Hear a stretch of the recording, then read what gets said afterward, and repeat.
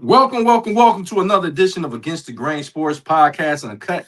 And I'm your host, Jody Coleman, in the building. I hope you had a great week. We're into preseason football. We got high school football starting and college football will be starting in a couple of weeks. So you know it's football fever. The only good thing about that is football starting, but the bad thing is that the summer is coming to an end. But sometimes we can be okay with that when we got football. We got my man King Minks in the building. He said me and Jaden Daniels and his mom, our lawyers, are going to sue Sesame Street for saying the number five. And five guys say number five or anything with five, you're going into a lawsuit. Also heard King Minks that Donovan McNabb is being sued as we speak for wearing the number five. But it's crazy work with the Jaden Daniels situation. Uh, we'll speak on that in just a minute. We got Kathy in the building. What's going on, Kathy? Hope you having a fabulous morning out there, out west, out in California. We got King Minks said, Jody, my good brother, much love from Memphis, Tennessee. King Minks always showing support, as well as Kathy jumping in the building. You got my man Jarrell Solo on Sports Glenn, all the way from San Antonio, Texas. Man, what's going on, my guy? I'm doing good today. How you been doing, big dog? Talk to me. Man, I'm fantastic, man. The reason being, man, before we get into any of the hot topics that we go, I wanted to speak on the Jaden Daniels number five situation at LSU. Don't know why this is such a big thing. But so I just heard like King Ming just said that they suing Sesame Street for using the number five. I heard that Donovan McNabb has a lawsuit pending right now. He Shula couldn't wear the number five before Jaden Daniels was even born, is what I heard. Man, but talk to me about this situation. I know he won the Heisman at LSU, but LSU has had some great players, Patrick Peterson, the Honey Badger, things of that nature, Odell Beckham, and Joe Burrow, to name a few. Why does he feel like his number shouldn't be worn and he never even won a championship down there? Jody, you forgot one more five. They're also suing the Loonies. They can no longer say I got five on it. Now they have to say either four or six. There's no more I got five on it no more. It's like, come on, what are we doing? It's kind of crazy. They go out and put a cease and desist on LSU, but then they come out and say, well, I was trying to keep it under wraps. Well, you can't put a lawsuit on somebody and tell them not to talk. Come on, what are we doing here? I don't understand this, Jody. I understand he probably thinks he's an LSU legend. He did win a Heisman. There's only been 3 players at the school that won a Heisman. He's one of those. Did he win a championship? No. But he is a legend at LSU. I don't know if the old coach told him, hey, man, moving forward, no one's going to wear this number. I don't know if they had that conversation. I don't know. But that old coach ain't there no more. He got fired. And Lane Kiffin is there. And Lane Kiffin don't give a shit about none of that bullshit someone told you before. So this seems kind of embarrassing. This is a mama's boy move for sure. Hold on. So I just got something in. They said they're suing the Fifth Amendment. I heard they are suing the Fifth. Hold on. Just then, they're suing the Fifth. They pleaded. You can't even plead the Fifth anymore, according to Jaden Daniels' camp. This Wow. this this right here is incredible, man. It's a number. You know, LSU has a rich tradition. Remember, no, the number seven is an honor to wear. If you Yeah. wear number seven, Patrick Peterson wore it, the Honey Badger wore it. I want to say Derek Stingley wore it, if I'm not mistaken, Yeah. later in his career. So the number seven is a historical number. Number 18, I believe, is another historical number for LSU. Number five, listen, Jaden Daniel, I understand what you're saying, but this is something you could have probably had a conversation with. But to sit up here and say, hey, we're not going to wear the number five, and then you're going to have a lawsuit. You don't own the number five. That means you don't own LSU property. Like LSU can do what they want to do. Now, if there was any situation where they were going to retire this number, I think that probably went out the window. He's probably going to damage the relationship that he has with LSU. I don't like it. I think you need to be focusing in on football with your current career. You just came off an injury riddled season. You got some weapons there. That's what I think he should be focused on. This, I don't know. And real quick, since you've been a Commander fan, what do you think this does for the Commander camp now that your focus is more on a number than it is winning football games for the Washington Commanders? Honestly, Joey, I think this is all his mama's doing. Honestly, she's his agent. And I'm not saying he didn't have any say so on this, but I think his mama took control of the situation and put all this information out there to LSU. Honestly, that's why I really think what happened. They said it's more like they're trying to stop the name, image, and likeness thing. They're saying the LSU can't make money off his name, which I don't understand that. You want a Heisman at the school? I'm kind of confused what they're reaching for here. I'm completely confused. But yeah, you're right, man. This can throw the focus off of the team. But it's only going to be a big deal if he plays bad and the team plays bad. If they play bad, no one's going to let this go. You know how the world is now. So you're only playing bad because you're worried about LSU, not Washington. Yeah. So if he plays bad, that's going to be an issue. But if he plays well, I think this whole thing might be able to go away sooner than later. Hold on. I got something else in. Damn. I got something else in. Subway is being sued for selling $5 footlongs. Now they have to be $4 footlongs. That's better. That's dollar cheaper. Yeah. That's cool. I like that. Yeah, I think that it's no longer $5 footlongs according to the Daniels camp. But no, we making fun of the situation, but I just think it's preposterous. But let's get into the show, man. Yes, we got NFL preseason, man, and we had some interesting situations going on in football. We got some games that's about to kick off today. My Browns play at 1 p.m. I'm gonna check them out in a few. We had some other games, but one of the things that I wanted to speak about, if I could, Soul on Sports, the Atlanta Falcons quarterback Tua Tagovailoa, he debuted, and it was sort of a train wreck. Now I understand it's a preseason game. He did not look comfortable at all, man. Talk to me about that. You remember years ago, Jody, when Tua was at Alabama, and everybody thought he's going to be the next Steve Young, whatever left-hand quarterback you can think of. And they said, man, everyone's going to be tanking for Tua. Now that tanking is going to be going on in Atlanta. Atlanta's going to be tanking for Arch or whoever great quarterbacks come out of college this year, because it's going to be a terrible situation down there in Atlanta. The quarterback situation is terrible. Their defensive end from a couple years ago is going to suspend half of the season. Michael Penix, do-rag, is on too tight. He can't stay healthy. It's going to be a shit show down there in Atlanta. Hopefully the lemon pepper rings are still wet down there, because I got a feeling they're going to lose a lot of football games down there in hot Atlanta. What do you think, Jody? Man, listen, so, man, I'm going to go ahead and go right into what I think. It's not much as an indictment on Tua as it is on the coach, Kevin Stefanski. This guy you still hate this man. You still hate this man. No, I'm not. No, you saying hate, but I'm coming with facts. It's a difference when you hate on somebody and there's no facts, and you're just hating. You're just saying stuff. You're saying hyperbole. I'm saying actual facts. He had the same situation in Cleveland. He can never make a decision. You bring it into it when you already have Michael Penix, and I believe Michael Penix is healthy enough to play. He was dressed on the sideline. So my thing is, you had a quarterback that you drafted. I know you wasn't there when they drafted, but you went and got Tua, who came from a struggling situation, and now you quote unquote have a quarterback battle down there, and you let Tua take first team snaps, and we know that he struggled. I really don't understand. I'm not going to put this on Tua, because I seen Tua lead the lead in passing yards a couple years ago. I've seen that. But what I will say is we have to put some responsibility on Kevin Stefanski, because he had this same. If he didn't have this same situation in Cleveland, then I wouldn't say it. So he has a problem with decision making. I don't know if he can't blame it on the owner this time. What's up to my man Jamario Nelson in the building? What's good, my boy. Kathy said Jody School Hard. She said School House Rock is next up for the song number 5. So make sure we won't be doing that. And Jamario said we'll be all right week 1. I think y'all will, but I'm just saying Kevin Stefanski got to take some criticism. Would you agree on that? I don't know if Penix is that healthy. Honestly, he dressed. He dressed yesterday. Anybody can put a uniform on, Jody. That don't mean your ACLs are healthy. I mean, I don't know if he's healthy. I don't know if he's even practiced that much. I don't know how healthy this guy really is. And the Tua thing, I think they only gave him a 1-year deal because Miami released him, I do believe. So I don't know what they expect out of Tua.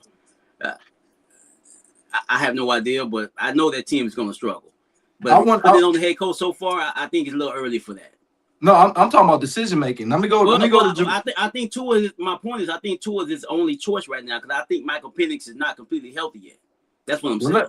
Let me go ahead and address Jamario Nelson. He said, wasn't Kevin Stefanski 2-time Coach of the Year. Let me go ahead and address it. Now, Whoa. Yes, he was. I'm a Cleveland fan. You know how you can win a Coach of the Year in Cleveland? You can actually win a few football games. So it wasn't like when he won the Coach of the Year, he was second and third in the division. He didn't even win the division. It's easy when you win 2 games a year before, then you come back and win 11 because you had a bad schedule. That's how you win Coach of the Year. It wasn't because of decision making. It wasn't because of him. The Coach of the Year he won the last one is because the defense was monumental, and Myles Garrett and company carried that defense, and that's why the defensive coordinator was so upset that he didn't get an opportunity to be the head coach in Cleveland because a lot of that stuff was him. It's easy. Listen, it's easy to win Coach of the Year if you can coach a bad team. I'm gonna tell you like this: if the Vegas Raiders win 8 or 9 games, that coach is gonna be in the running for the Coach of the Year. But why can't the coach get credit for winning 11 games? That's pretty impressive in the NFL. I mean, you want to say the defense had a great season that year, which they did. We know Myles Garrett is a dog, right? Bunch shit. But you can't say the head coach shouldn't get credit for winning 11 fucking games, Joey. Come on, bro. I know you're a Browns fan, and you think Kevin Stefanski is a fucking terrible coach, but you gotta give this man credit for winning 11 games. Okay, come on, bro. So he was there for 8 years and had 2 winning seasons. And both seasons that he had winning seasons, he got Coach of the Year because the other 6 was so fucking bad. Okay, man. How the fuck we giving credit to somebody that do something 2 times out of 8? I didn't say credit out of all those years. I'm saying the good years, brother. You know what I'm saying? If you give your woman some lazy dick 8 out of 10 times, you only gonna get credit for those 2. You know what I'm saying? She ain't gonna give you credit for that lazy dick you gave her the other 8 times. Tell me I'm lying. Bro, listen, man. Tell me I'm lying, Jolie. First of all, I'm not giving out no lazy dick. I'm not saying you, brother. I'm just saying. I'm coming with the steal. Women be like, that was all right, but I need that one from a couple days ago. Hey, so I'm the big unit, man. I'm the midnight meat train. I can't let my fans down. No, but this is what I'm saying. I'm not saying he was a terrible coach, but right now he's bringing the same problems that he had from Cleveland. The reason why he was out of Cleveland is because he couldn't make a decision at the quarterback position. He can't keep putting it on the ownership because Arthur Blanks just want to win football games. That's what he brought him in. We got Matt Ryan, who's up in there as their president, I believe, and Matt Ryan. He's looking at that team like, I need to suit up, bro. That's what Matt Ryan, like, said they brought back Phillip Rivers. Matt Ryan might need to get up out the booth because if Matt Ryan had these weapons, bro, let me put it like this, and Jamario, you can jump in. You're an Atlanta Falcon fan. If you telling me if Matt Ryan had these weapons, y'all wouldn't be Super Bowl contenders? So talk to me. If Matt Ryan had Bijan Robertson and Drake London, if he had all of the tight end, listen, man, if he had these weapons, Matt Ryan will be salivating, man. Come on, bro. So you're telling me the issue is not Kevin, the head coach, is the quarterback play. So were you saying that if Kevin was coaching Matt Ryan and they were playing well, he would get some credit then? What are you telling me, big dog? This is what I'm saying, so we can make it clear. Yes, I'm not saying that he's a terrible coach. I think he had a couple good years in Cleveland. But this is the issue. I want you to stay focused on what I'm saying. Everybody listen. I said he has a problem with decision making his last few years. That's why he's out of Cleveland, because of his decision making. If he makes a decision, you had input on bringing Tua into Atlanta. You know that Michael Penix was there. You had an opportunity to get Kyler Murray. You had an opportunity to get other quarterbacks. You had an opportunity to draft a quarterback. Y'all had opportunities to do things to help the organization. Y'all settled for bringing in Tua. Tua's coming off injuries. Tua, I don't think, should be playing NFL football. Remember, I told you that a few years ago after he suffered that tremendous head injury. I don't think he should be playing football right now. This ain't got nothing to do with his game, and I think mentally he has not recovered from that hit. And my thing is, you are making decisions, and I know it's preseason, but you got to go all in on one quarterback or the other. That's why you can't have a double-minded man. They say it in the Bible. You can't be a double-minded man. You got to make a decision. He couldn't make a decision in Cleveland. He had an opportunity. He would have still been in Cleveland. He would have played Shador, even if they would have lost. I think he's still there. I don't know, man. I I just think it's a little early to throw dirt on this guy. I know you have reason not to like him because you feel that he messed up the Cleveland Browns, but I think a lot of that, not just the Cleveland Browns, but I think a lot of these ownerships are fucking terrible. We've talked about this, Jody. And And some of we these ownership, not just Cleveland, it's a lot of the Jets, the Commanders, just not starting to get shit right, I think. Have been having some bad ownership over the years, and we all know sometimes when a coach gets there, they don't know what the fuck they're doing because the ownership is so bad. well, let's keep it going. Let's Yes, keep it sir. going.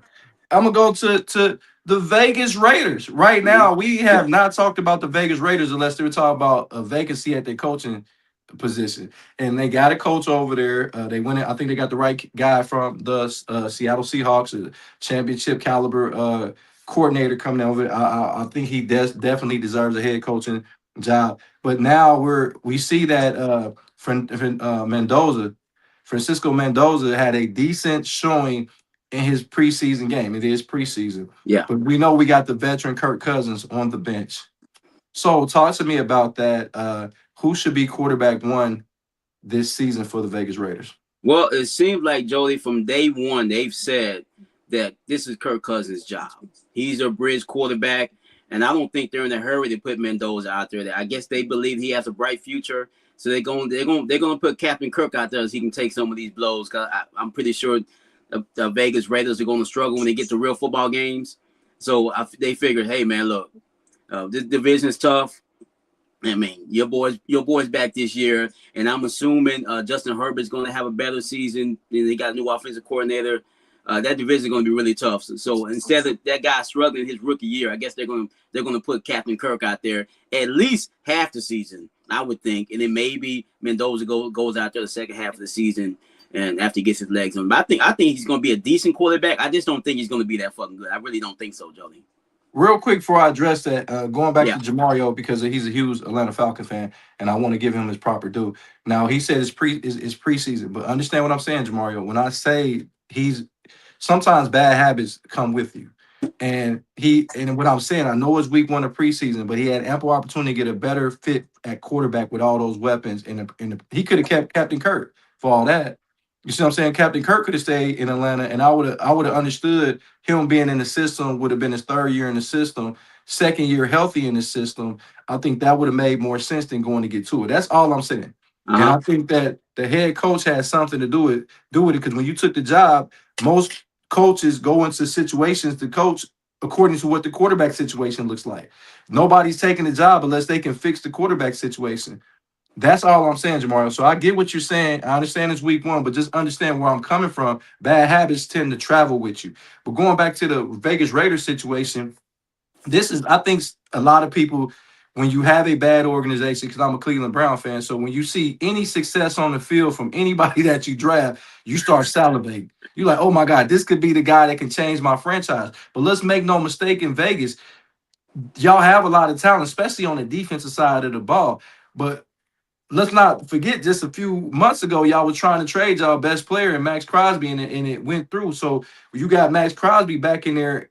That I feel like he feels a little bit misplaced because he was just dealt, just a couple months ago. Yeah. Uh, I think Kirk Cousins, y'all paying him a boatload of money. I think you playing. I think he can win some games for you.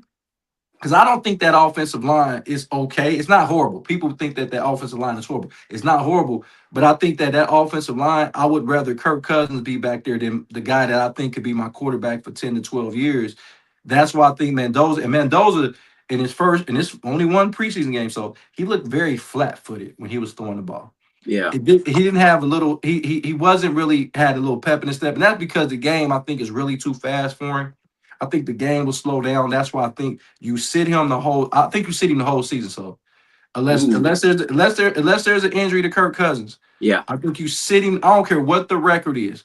I don't think you play Kirk Cousins any this year because you can cut bait on Kirk Cousins next year, and Mm-hmm. I don't think they would be responsible for his contract. So I think you let Kirk Cousins, you ride that thing out because I think Kirk Whoa. Cousins, ride that. Hey, so ride that thing. Right, Hey, that thing. You know, right that ride, donkey. ride that thing. And I think with Tom Brady in somewhere giving him advice, I think Tom Brady is like, I sat. and we did very well. So let's get back to that tradition of sitting these quarterbacks. And I think and this is just me. I think you sit Mendoza unless there's an injury. Because remember back when Roethlisberger uh, was the quarterback in Pittsburgh. He was not supposed to start. People forget he wasn't supposed to start his rookie year. They Yeah. had Tommy Maddox, and Tommy Maddox got hurt. He was thrust. I said Ben Roethlisberger and thrust at the same time. I don't know where I'm going. What the fuck, Jody? What the hell's going on with you today, bro? Hey, but the thing about it is, a lot of these situations, if there's an injury, I have no problem if there's an injury. But we're such a microwave society. We've seen the Yes. success of Matt Ryan. We've seen the success of Cam Newton. We've seen the success of really Joe. I won't even say Joe Burrow because I don't think he succeeded his first year. Remember, he was injured his first year. He only Yeah. played like 9 games. And then you had guys like your Jaden Daniels that had very much success in their first year. And we're forgetting that CJ Stroud.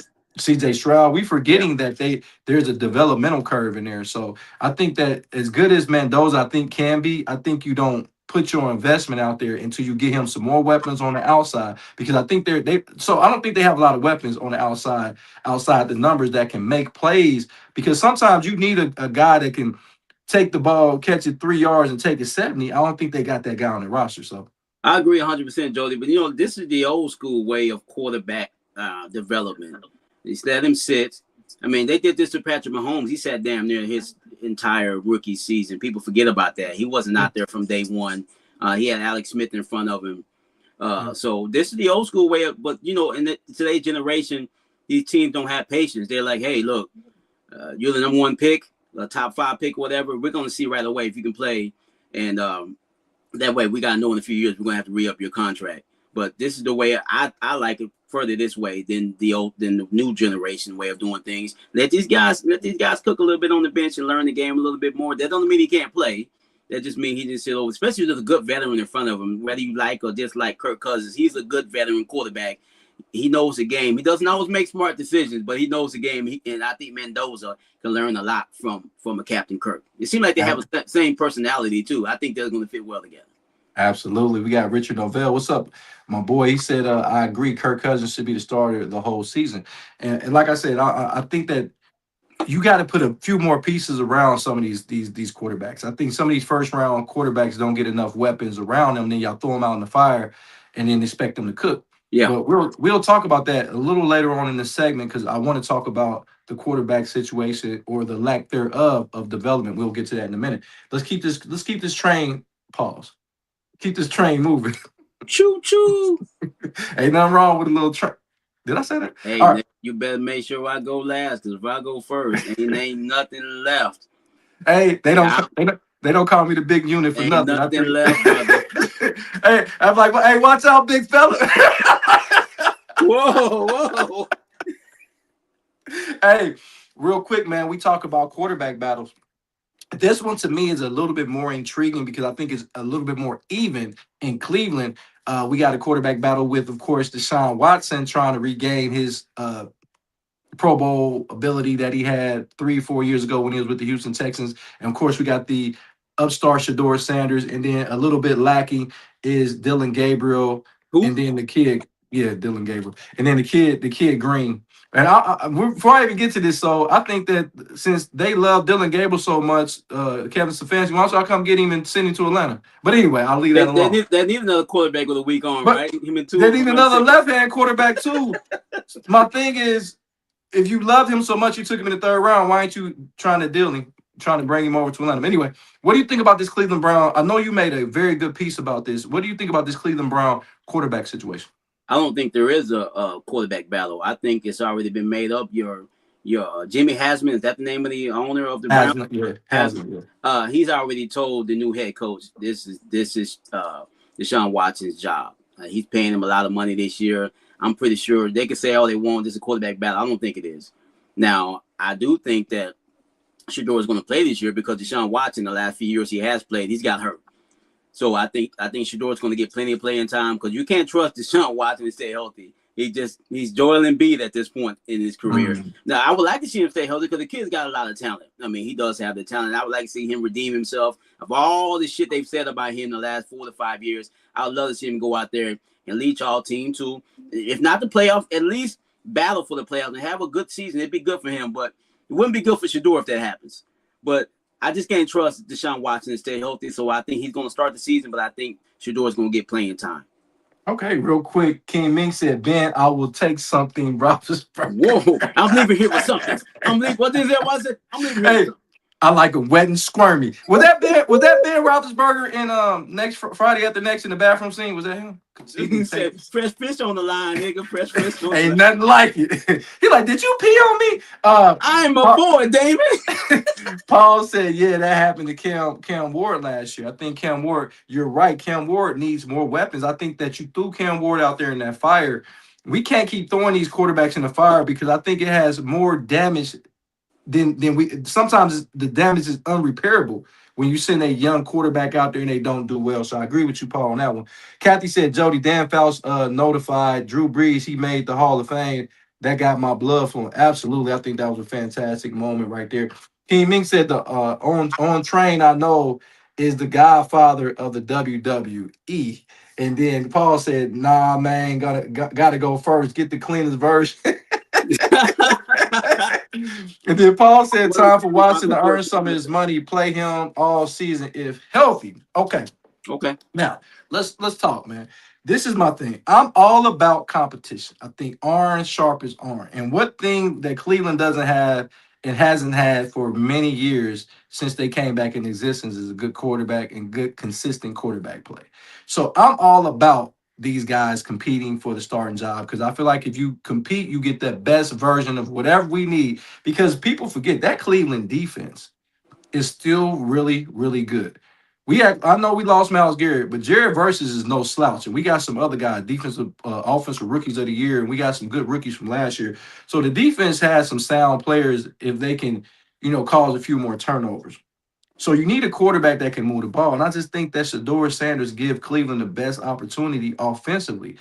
I think I think he makes a little bit more plays. Now, Deshaun Watson, I don't know if he's ever going to regain what he was in Houston. And I don't think it has nothing to do with I think the allegations off the field. I think he's gotten by them. He's made his money. And sometimes, have you ever seen a situation where somebody already get paid and all of a sudden they give you lackluster performances? And I think that's where Deshaun Watson is. I think if he hadn't been guaranteed his money, I think he would be a little bit more hungry. But this is my thing, guys. We forget that Deshaun Watson is only about 30 years old.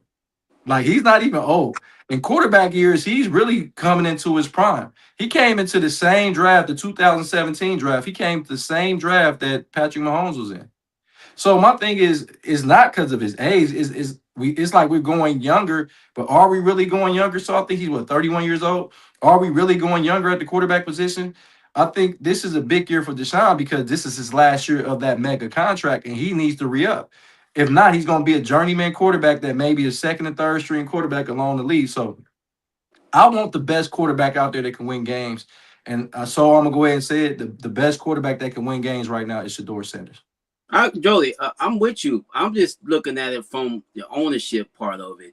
And do you agree with my point also, the Deshaun Watson playing because he makes more money? I know you want to win football games and you're looking at just strictly football. But sometimes, in professional sports, these guys make so much money. Sometimes it goes outside of just the actual football part of it, and business gets inside of it. Business gets a part of it when you put your business in it. Anyway, and you know what I'm saying, Jody? Deshaun Watson, he makes a lot of money, and I kind of see them playing him because of his money. Let me go against the grain slightly on that. I get what you're saying, but listen to what I'm saying on this. They already paid him. So it's not like he's earning his money. It's already off the books. We already done paid this dude. So whether he's there or he's not, he's already going to get paid. Whether he start this season or he don't get, he's already paid. So I'm like, we got to look football now. We done already did business. We did business 5 years ago when we signed him to that mega deal that was all guaranteed. So if he's there, it doesn't matter. We can't go force this guy to play just because we have already paid him if he's not playing well. That doesn't make sense. We know. I'm not saying it makes sense, but I'm just saying they don't mean they won't do it.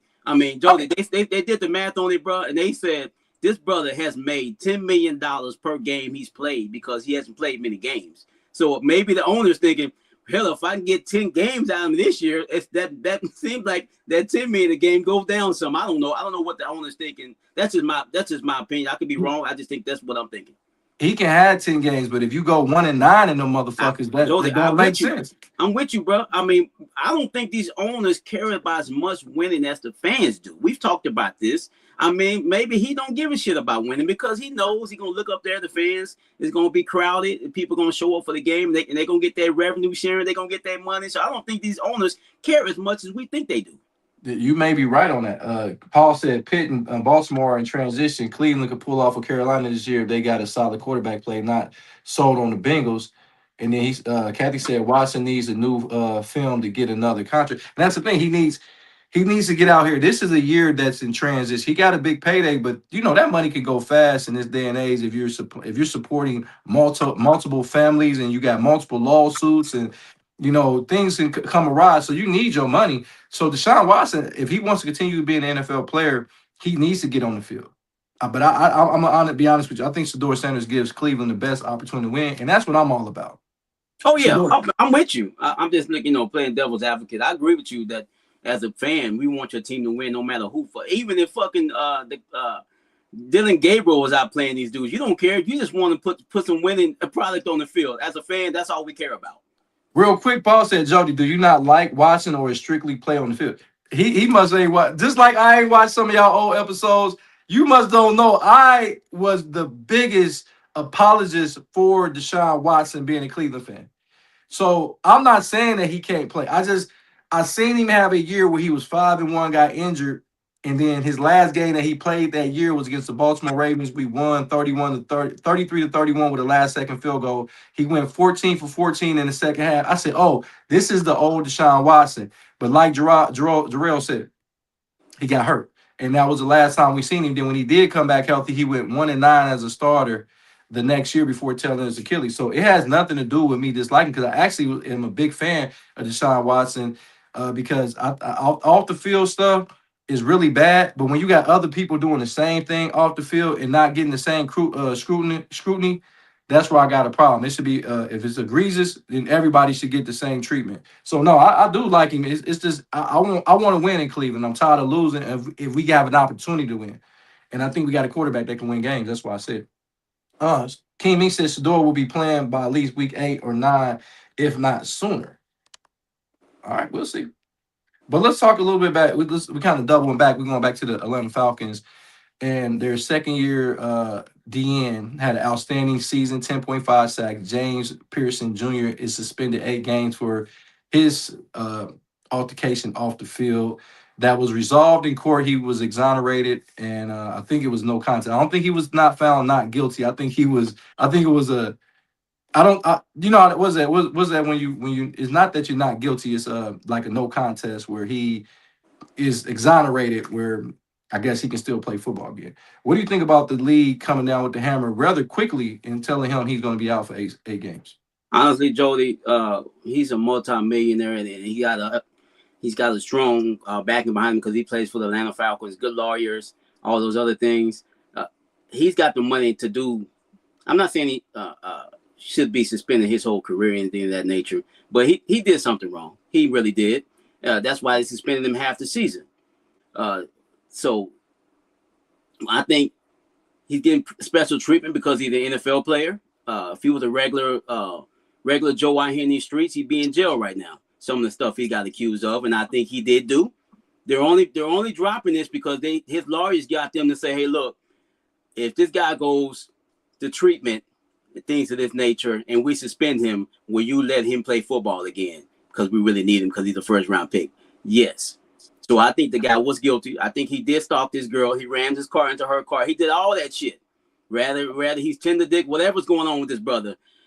He got suspended 8 games because of that, and I think that he's getting special treatment because he's a professional athlete and he's got money. Honestly, that's my honest opinion. Let's talk. If it was my daughter, he wouldn't have no fucking knees. That's all I'm saying. You can't play football without no knees, nigga. That's just me. If it was my daughter and he did that to my daughter, I wouldn't take his knees out, Nancy Kerrigan style. Let's talk for a minute. Yeah. Where there's smoke, there's fire. So to suspending, you think that there's some kind of guilt, correct? Yes, sir. Why is he ever playing a football game ever again? Because he has talent. If he was a 5th round pick, I don't give. You don't care, but the NFL does.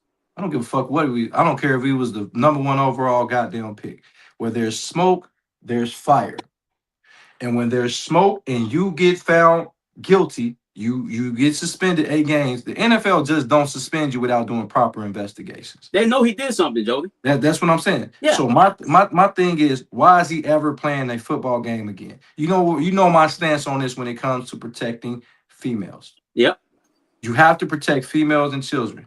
You got guys like Ben Roethlisberger. If you thought when he got suspended 6 games, if you thought that he did something, 6 games was not enough.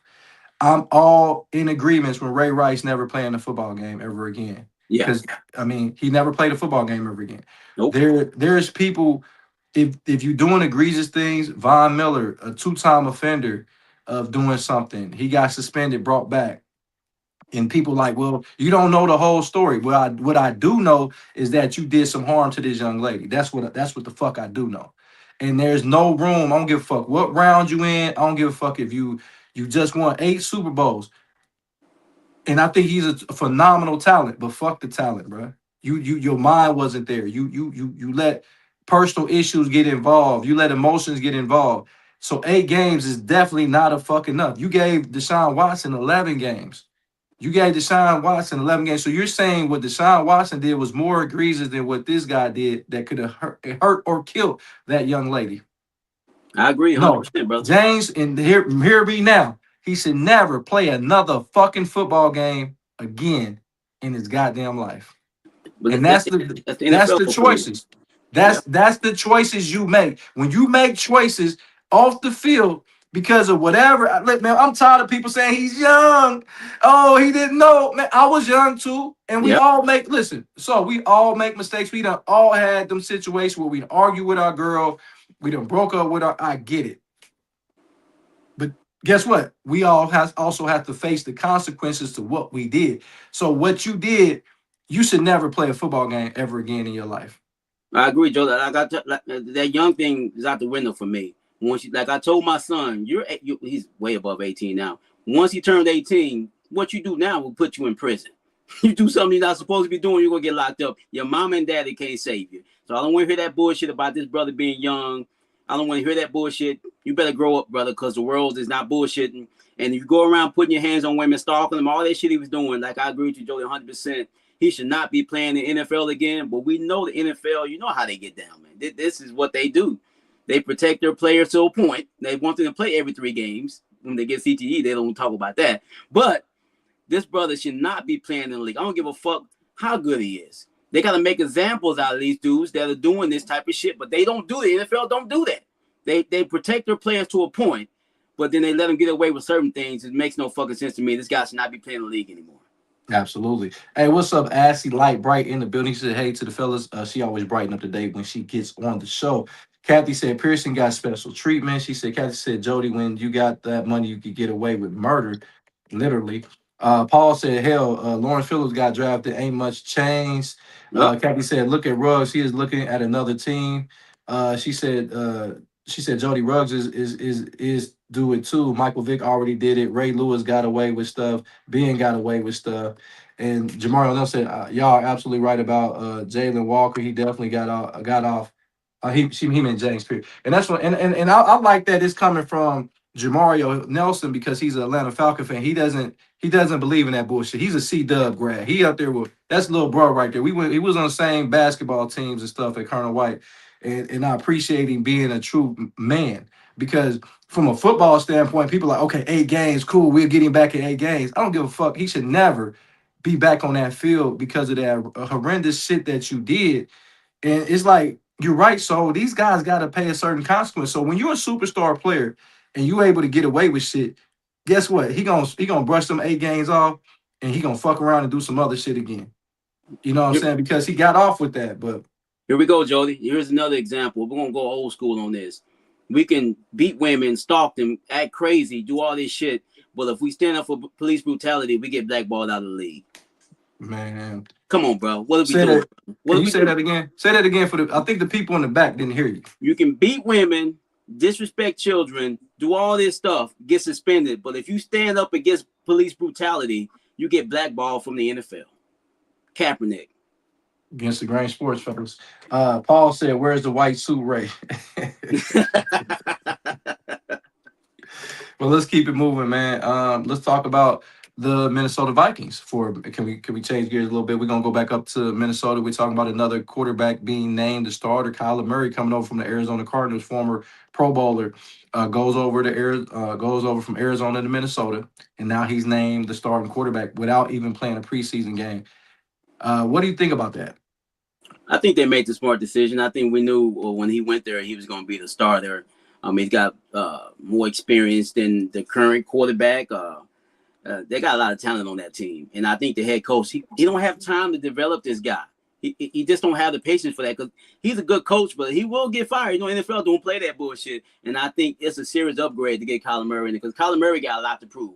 We talk about Deshaun Watson, but Kyler Murray, he's fell off the last couple of years. People accuse him of falling in love with video games and all these other things. He's not serious about his game. I think he's in a perfect situation. Great head coach, great defensive coordinator, weapons, they got it all. So Kyler Murray, if you don't get it right this time, brother, I don't know what else to tell you. First, I'm gonna say congratulations for winning the starting quarterback job. Yeah, that's about where it stops. You know why? Why the fuck are we saying Kevin O'Connell is a great coach? This motherfucker done. I can't just talk about Kevin Stefanski on his decision making if I don't talk about Kevin O'Connell and his decision making. This motherfucker done whiffed on how many fucking quarterbacks? Let's go back. He had Kirk Cousins. He traded or let Kirk Cousins go elsewhere. Nigga, the head coach ain't the GM. Don't blame that. Hold on, wait a minute. Wait a fucking minute. You have a decision on who plays quarterback. So well too. He played. Listen, he has a decision making on who's this fucking starting quarterback. The GM can draft the motherfucker, but you had Sam Darnold, which he had a good year, then he had another good year, and then you say, you know what, we're gonna part ways with this dude. We're gonna part ways with him. We're gonna draft JJ McCarthy, which I like. I like JJ McCarthy. I think he's getting a raw deal. I think that the guy, you got to have some patience with these number one quarterbacks because you have patience with other quarterbacks. You getting impatient because your star player, Justin Jefferson, is speaking out. He said, look, you ruining my career. I'm trying to be one of the best all time, and I can't do it with this motherfucker at quarterback. But y'all made a decision. Y'all whiffed on quarterbacks. You whiffed on quarterbacks. Listen, man, I don't give a fuck with the GM, the owner. The coach has to take some fucking responsibility on what quarterback he puts on the goddamn field. No, he doesn't. He done whiffed on quarterbacks. Y'all had a successful quarterback in Sam Darnold. And I'm not even a Sam Darnold fan. If you had success with Sam Darnold, I was okay with you sitting J.J. McCarthy behind Sam Darnold until he didn't play well anymore. I was okay with that. I don't care where you drafted him at.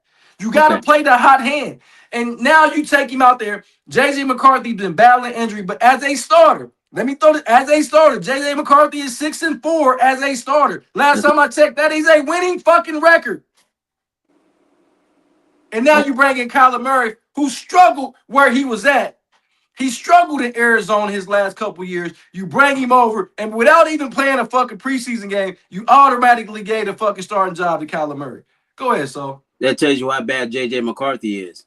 Right away, they knew that Kyler Murray is the better quarterback. First, and let's back up a little bit, Jody, because we're gonna disagree on this one. Because the GM that drafted J.J. McCarthy, he's since been fired. Because their decision was, oh, we don't want to play Sam Darnold all this money. We're just going to let him go, save that money for some other players, and we'll bring in J.J. McCarthy. The GM that made the decision is fucking gone. So I don't think the head coach had anything to do with that, honestly. He probably wanted to keep Sam Darnold. Their ownership and the GM probably thinking, oh, this dude's a good offensive mind. We'll just bring any quarterback in here. That shit blew up in their face. So I don't really think that was the head coach's decision. Now, if they don't get this shit right, then maybe it'd be on him. Well, let's stop calling this motherfucker a quarterback whisperer then. He is. Because how the fuck? Yeah, you whispering some wrong shit to a motherfucker. Have you ever went and whispered something in the girl's ear and your breath stink? That's how this thing is whispering. Like, listen, bro. J.J. McCarthy don't know how to throw off the right foot. What the fuck? I mean, I'm trying to teach this motherfucker. But guess what? Listen. That's your fault. You're supposed to develop. Bro, you got it. Bro, you got to develop. That's your job as a coach. You have to develop these guys. What do you think you were going to get? Everybody need development. Fucking Josh Allen had to be developed. Everybody think Josh Allen just came in, was the superstar that he is. No, I told you he struggled in year 2 to 3. That's why they went and got fucking Stephon Diggs. They went and got another offensive coordinator. They went and got another quarterback coach. That's when they brought in Joe Brady because they needed to help him. They needed to help him develop as a quarterback. So when is we going to stop saying that Kevin O'Connell is this fucking quarterback whisperer when he has not had good quarterback play out of anybody but fucking Sam Darnold? Jody, so you telling me if me and you were the GM and the owner of the Minnesota Vikings and we just saw what they had on the field with this quarterback, J.J. McCarthy, we're not going to agree that, hey, man, we get Kyler Murray for pennies. Why not bring him in here? You wouldn't do that? I'm not saying that that's a bad decision. What I'm saying is he went 6-4 as a starter. The reason why he wasn't on the field is because he was fucking hurt. Well, Why don't y'all listen, sometimes you got to bite the bullet and go all in on this quarterback. But now it seems like it's cool for coaches and GMs and ownership to be double-minded. Fuck it. He's 6-4, but we're going to blame it all on him, the reason why we're not winning football games. That's what I'm talking about. It's like, where's the fucking accountability? And that's going to go into my next question because there is got to be a fucking issue because we keep saying, okay, the GM gone, that was his fault. Yeah. Well, you bring in Kyler Murray, but they have not even played a fucking preseason game, and you already made your determination of who's going to be the starting quarterback. Which, in one hand, that's a great decision because now you get some continuity. He's going to be with the number ones. But if you got a guy in J.J. McCarthy that you thought he was a number 10 pick, at least give him a fucking chance. At least let him play a full 17 games. We're getting rid of quarterbacks and ain't even playing a full fucking season. And we're already ready to throw them the fuck away. That's my problem. Everybody can't be good right out the rip. Matter of fact, I'm going to put it like this. So why is it that you got a star player can make 150 fucking mistakes and we still give him a chance because he was a high draft pick or you like him or whatever. But then the person on the bench that's playing with fucking scraps that got a bad offensive line, the running backs are down. Because Aaron Jones was down there the whole year for J.J. McCarthy. We know that he needs a strong running game. He's a fucking young quarterback. What quarterback doesn't need a strong running game? And then that guy has to be perfect. And if the guy that's playing with the lack of talent don't end up being perfect and make every throw, then you're ready to throw him away. That's bullshit. J.J. McCarthy was overdrafted. Jody, you did a nice segment about quarterbacks that they pull the plug on soon, and he's one of those guys. He should never been drafted that high. He was not, bro. I did not see this in college. All this mother lover did was turning around and hand the ball off to those great running backs in Michigan.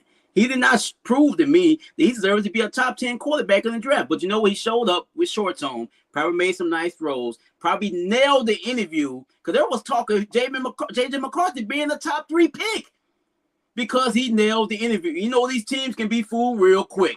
Man, look at this. This dude looks the part. He ain't the part. He's Ryan Leaf, and he ain't going to make it in this league. And listen, I'm not saying that he ain't over, and that's where we're going to go to our next segment. I'm not saying he wasn't overdrafted. Let's go ahead and go right into this next segment because it goes right hand in hand with what we're talking about. Is there a developmental issue in the NFL? Is there a development? And I'm going to speak on it first a little bit because J.J. McCarthy is a prime example. He's the latest quarterback to be benched, so he's the latest quarterback to be benched. And my thing is, I don't have a problem with benching quarterbacks. Don't get me wrong. If you can't perform, but my thing is, this is a different day and age. It's like, some people can make mistakes. Anthony Richardson being another one. Anthony Richardson and J.J. McCarthy are one in the same. They got drafted extremely high. They got drafted off of potential. They got drafted off of what they did in college. They got drafted on their measurables. And like you said, they probably got drafted on their fucking interview. With all that being said, when is accountability for you? First of all, A, overdrafting the quarterback just because you had a need at the quarterback position. And B, where is the development when you actually draft the quarterback and putting the proper tools around these guys to make them successful? Prime example, when Lamar Jackson got drafted by the Baltimore Ravens, they changed that whole offensive philosophy. They got with Louisville. Got some input from the Louisville coaching staff on what made Lamar Jackson successful. So where's the accountability on both sides for organizations? So there is no accountability because they're the ones that there's no rules to this. So when you're the owner and the GM, you can make up your own rules as you go along. And if they don't do, sometimes they don't do the smart things. Like you said, Joe, I got Lamar Jackson here. I'm going to build my offense around him and his strengths. That's the smart thing to do. But we all know these owners and GM don't make smart moves all the time. They try to put a round ball into a square hole sometime and it don't fit. You know what I'm saying? But I know you call yourself the big unit. Sometimes that unit don't fit all the way in. And sometimes these coaches and GM they make really dumb decisions, man, and that no one can hold them accountable because they make those moves. Who's going to be the downfall for that? It's going to be that player. I'm not saying it's right or wrong, but that's what we're dealing with. And I do that is the development problem in the NFL. There definitely is. I mean, everyone doesn't learn the same. Just like you could be at a 9-to-5 job, Jody. You can train one guy. You can show him one time. That motherfucker got it right there. Sometimes you got to hold people's hand. You got to show them, and they take a little bit longer. Everyone's not the same, but we want everyone to be these quarterbacks that learn right away, but everyone don't learn that way. That's very true. King Ming said Jody likes going raw on any deal. Wow. He damn right. It feels so much better. Yeah, I definitely does. Kathy says, Jody, you're right. There is no more to it. The offensive line and defensive line is a major part of winning and losing games. And this is why I say at the quarterback position, I really definitely believe that there's a developmental issue because a lot of guys, they bring a quarterback in and then say, hey, I'm going to put this quarterback just because you was the number one pick. I'm just going to put you on the field with anything. You can't do that. That's why I think going back, Mendoza needs to sit because they got to put. If I'm the Raiders right now, I'm calling Kurt Signetti and saying, "What's your offensive coordinator number? What made him the Heisman? What he likes a lot of back shoulder throws. He likes to be mobile. He likes to do a lot of quarterback. Every some odd they run a quarterback draw for him. Okay? What's the best thing for Mendoza? Y'all spend a lot of money on these quarterbacks. Cam Ward is another one. You put Cam Ward out there with niggas like me and you, bro. Like Yeah.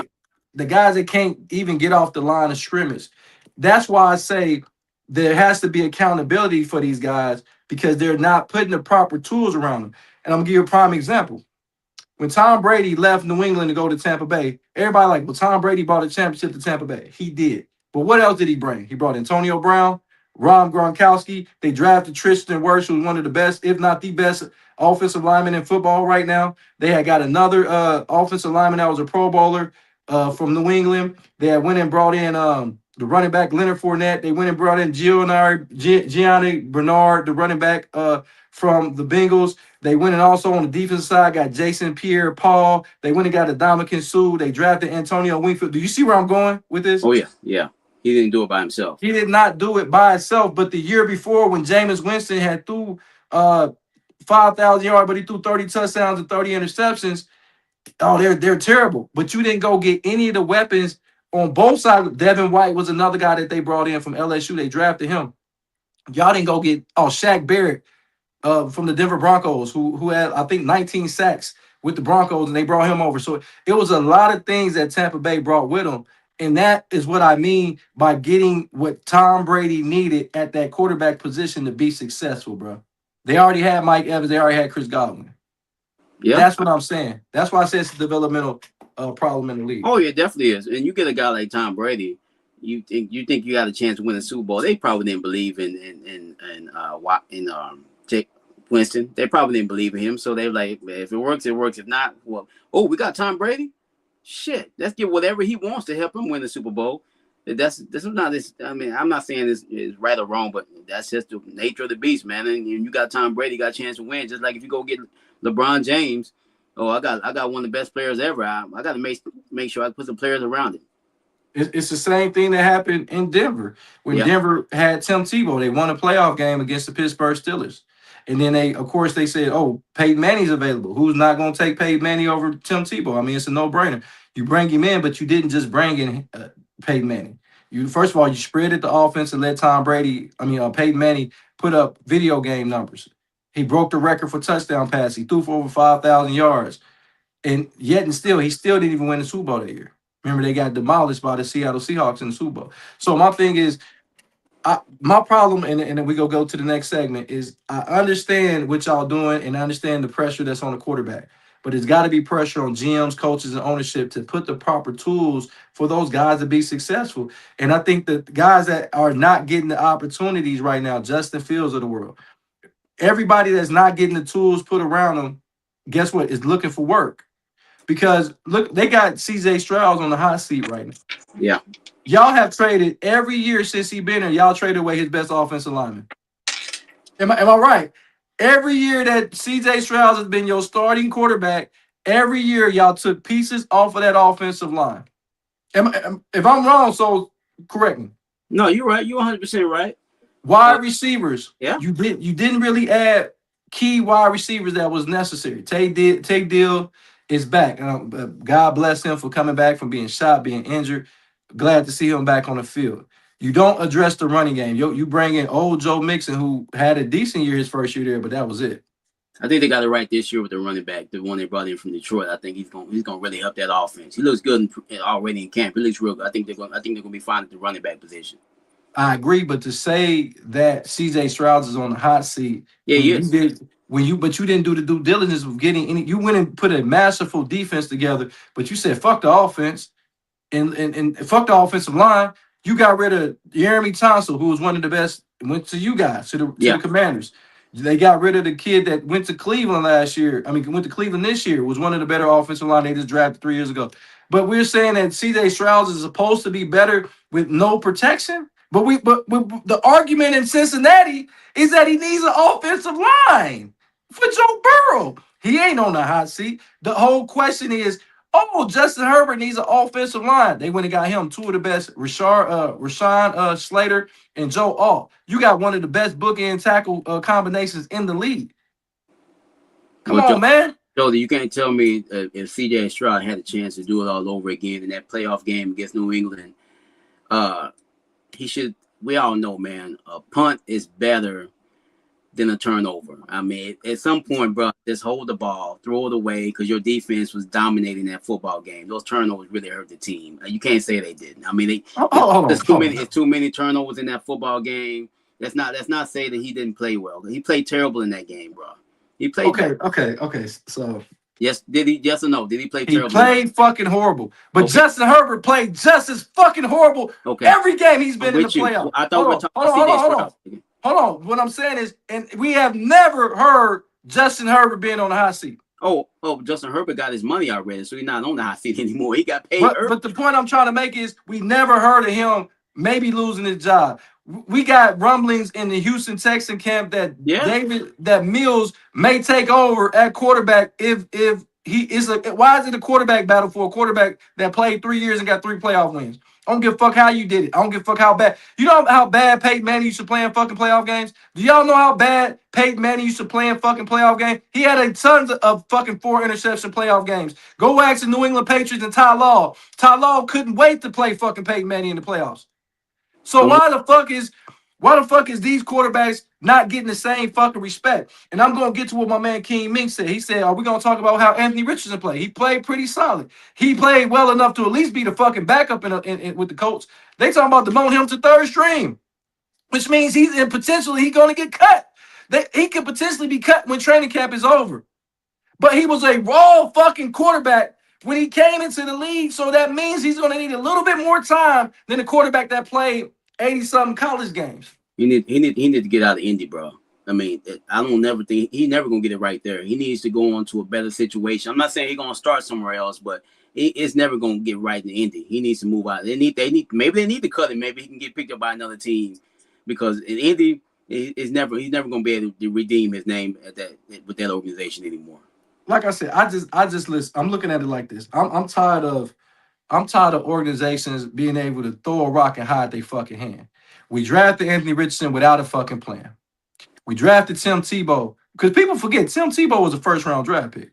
You remember he was a 1st-round draft pick for the Denver Broncos. So when you draft a quarterback in the first, and I think they had to trade back up to get him. So why in the fuck are we still we drafting quarterbacks without a plan? That's my issue. You drafting quarterbacks without a plan, and my thing is when it don't go right. Now I know a lot of GMs have been fired. I know a lot of coaches have been fired, but there's still some other people in their developmental department that needs to be held accountable. And those people are, in my opinion, just not, because it's not just the quarterback position that they're not developing. Go look at any draft and look at those players that fizzle out. We like who is this right here? Who is this right here? It's because somebody failed them. And I think the player ultimately failed themselves. But sometimes you say it all the time. A lot of people say it's about situations that you go to, which, better situations and better circumstances for players end up giving longevity for them. It's a weird situation, Jody, because sometimes maybe these players just aren't that good.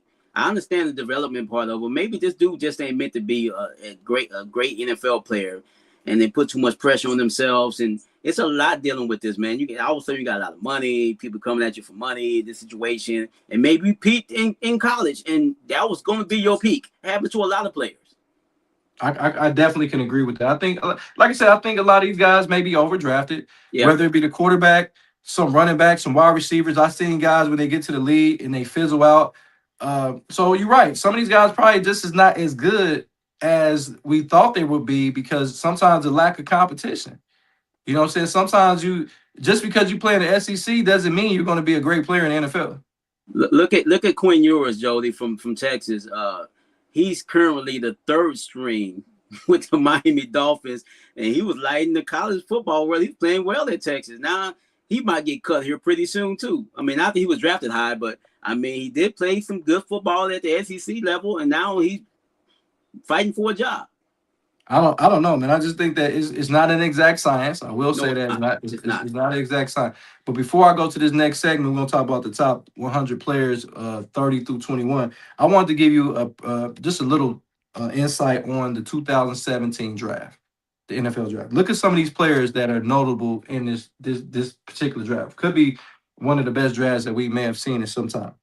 Myles Garrett, Christian McCaffrey, Marshawn Lattimore, Jamal Adams, Deshaun Watson, Hassan Reddick, Marlon Humphreys, Patrick Mahomes, Jonathan Allen, Evan Ingram, TJ Watt, David Njoku, Trey White, Buda Baker, Dalvin Cook, Joe Mixon, Juju Smith Schuster, Deion Dawkins, Alvin Kamara, Cooper Kupp, Chris Godwin, Kareem Hunt, Trey Hendrickson, James Connors, George Kittles, Matt Milano, and Harrison Barker. That was a 2017 draft. Jody, I see about. I mean, I have to go back and look again. I hear about 5 or 6 Hall of Famers on that list. Myles Garrett, maybe Christian McCaffrey, Patrick Mahomes for sure. Myles Garrett, you TJ, said right? yeah, Myles Garrett, Jonathan Allen, TJ Watt, Buda Baker, Deion Dawkins. I mean, George Kittles, Marlon, bruh. That's a star-studded list right Yeah, there, bro. bro. That's a Hall of Fame. That was a great draft. That was a great job. I just wanted to bring that up. But we're gonna go, since we talked about draft, we're gonna go to our top 100 players. So now we from 30 to 21. So we're on 30 to 21. And at 30, we got Aiden Hutchinson from the Detroit Lions. At 29, we got Jalen Carter from the Philadelphia Eagles. At 28, we got Christian Gonzalez. At 27, we got Devin Lloyd. Now he's with the Carolina Panthers, with Jacksonville Jaguars. 26, we got Devon Acho. 25, we got Derek Stingley Jr. 24, we got Max Crosby. 23, we got Danielle Hunter. 22, we got Amon Ron St. Brown. And 21, we got Sam Darnold. Give me 2 guys on this list that you are surprised that are on this list. Oh, I would say Gonzalez. He's really good, but he's missed a lot of games. But the talent is there. I think him being that high is kind of like I don't know if I would put him that high, but he's definitely one of the top corners in the league. But I think going off of last year, for him to be that low, be that high, I think is kind of interesting. Amon St. Brown, I don't know if he should be this high on the list. I think he's a good wide receiver, but he battles to be the best wide receiver on his team from time to time. So yeah, I think he's a little high. And Sam Darnold, like, based off of the last couple of years, I guess he's in a good spot. I'm gonna go with Devin Lloyd. Devin Lloyd, I think he had a fantastic year, but he fizzled off towards the tail end of that season for the Jacksonville Jaguars. I think for him to be higher than a lot of linebackers on this list is, to me, is a head scratcher. For him to be better than a lot of defensive players on this list is a head scratcher. And I'm always gonna circle back, for him being better than Lamar Jackson is a definite head scratcher. So basically what you're saying is Lloyd was the best Jacksonville Jaguar. I don't think he was the best Jacksonville Jaguar. I still believe it was Trevor Lawrence was still the best player, not to mention Josh Allen Hines. You're saying he's better than him because he showed up on the list. but he's behind him. So I don't know what Lloyd is a very good player. I think he's going to do phenomenal things with the Carolina Panthers now. I think he's going to lead that defense down there. But I don't know him coming in at 27. And I like Ancho, but Ancho being 26, that means you think he's one of the top 5 running backs in the NFL right now. I don't know if he's the top 5 running back in the NFL right now. I mean, I know Saquon Barkley struggled a little bit, but I still would take Saquon Barkley over Ancho any day of the week, twice on Sunday. I don't know this year. I don't know, Jordan. I might about to have my fantasy draft in a couple of hours. I might take Acho over Saquon. That 2,000-yard season seems like a long time ago now. Last year he didn't play so well. The offensive line really struggled to block for him. Acho might be a little bit better option at running back this year. Saquon still had 1,100 yards rushing. I know. I'm just saying. I don't know. I mean, he's a lot younger. Acho's a lot younger. It don't matter who younger or not. It does matter. It does matter. In running back, it does matter. But this is why Kevin Stefanski won Coach of the Year. When it's like when you're really, really good and then you come back and have a pedestrian season in your eyes, now all of a sudden he's fell off. He still had 1,100 yards rush. He still had over, I think, 300, 400 yards receiving. So, I mean, he still was close to 14, 1,500 yards total offense on a division winning team.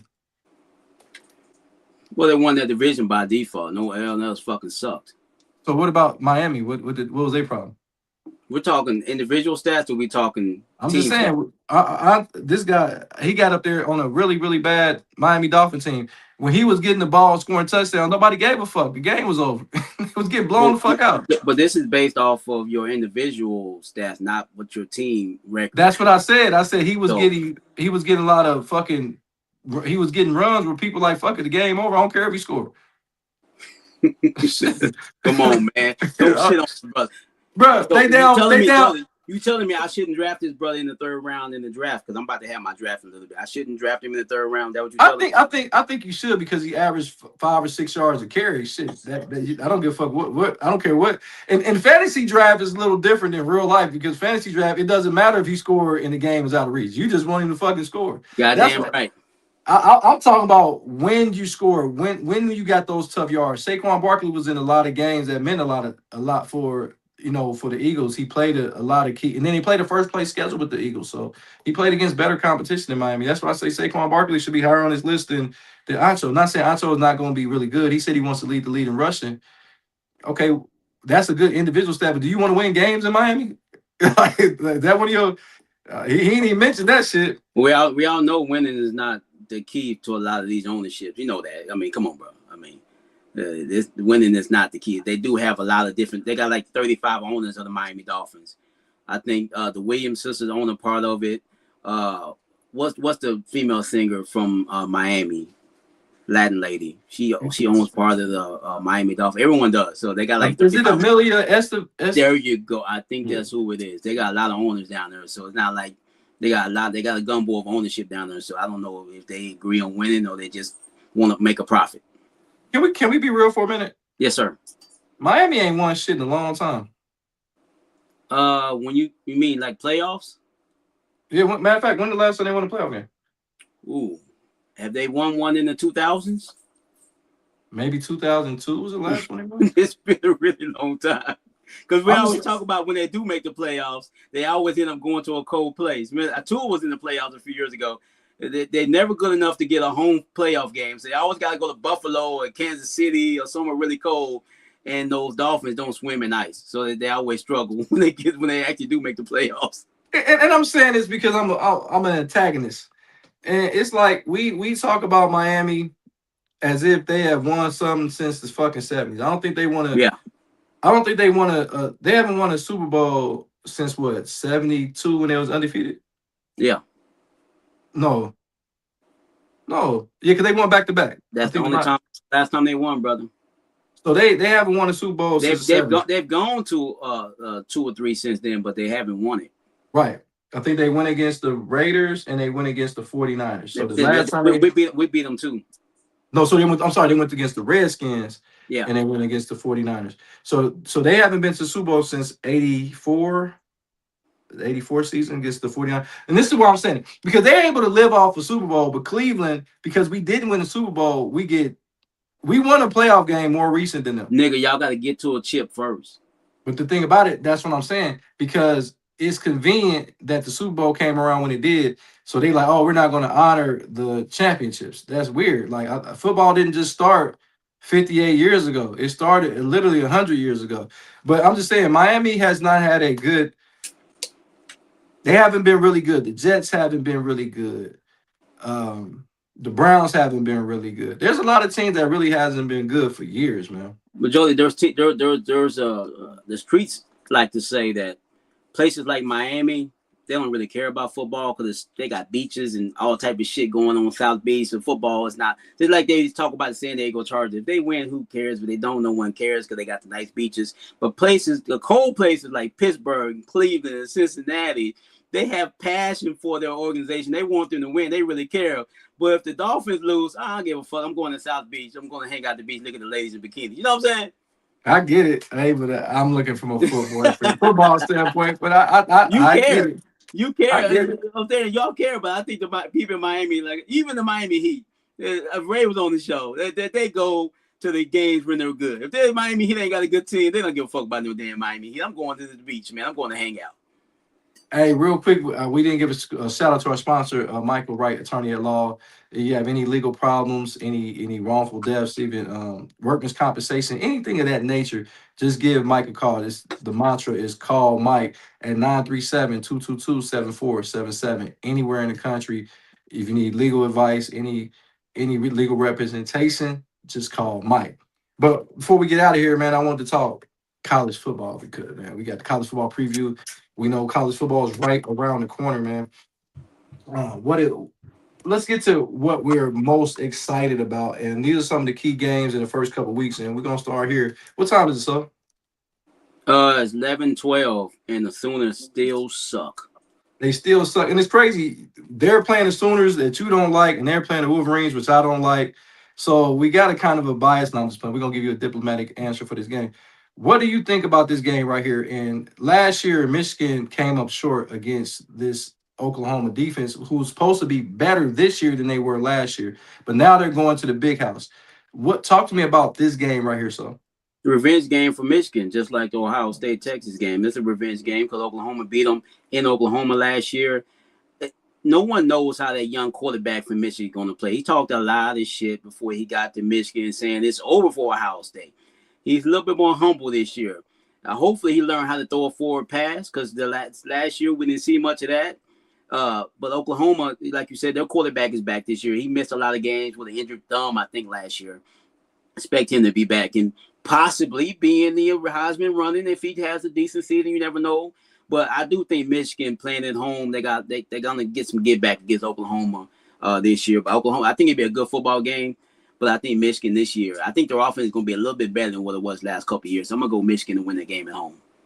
This is going to be one of the better games, especially early on in the season for the first 4 weeks before we get into conference play, is because what Michigan does have is probably the best running back room in the country. This kid, hitter, he was the top running back in the country. You add him with Jordan Marshall, you got a combination of that fire and ice type of transitional. It's hard to tackle players when you got a change of pace back in there. Ray Lewis, I was talking to him, and Ray Lewis said that's one of the hardest thing to do is when you got a bruising back, and then now you got to get this scat back. That was one of the hardest things for him to transition and stop. He said if you got to just battle against one type of running back, you can kind of get a feel for that. But Michigan is bringing a multitude of running backs. Their offensive line is big and physical again. Their coach, Cal Willingham from Utah, is bringing the mentality of smash mouth football, even though it's coming from the West Coast. I still think Underwood has a lot to prove, but I think they're going with the new offensive coordinator. They're going to simplify the game for him. You know, he was not throwing out a lot of clean pockets last year. He had happy feet. I think they're trying to correct that, but we won't see until we touch the field. But on the Oklahoma side of the ball, they supposed to have one of the better defenses in the country. They said this defense is supposed to be better than the defense last year. That was one of the top teams in the country, at least in the SEC in sacks.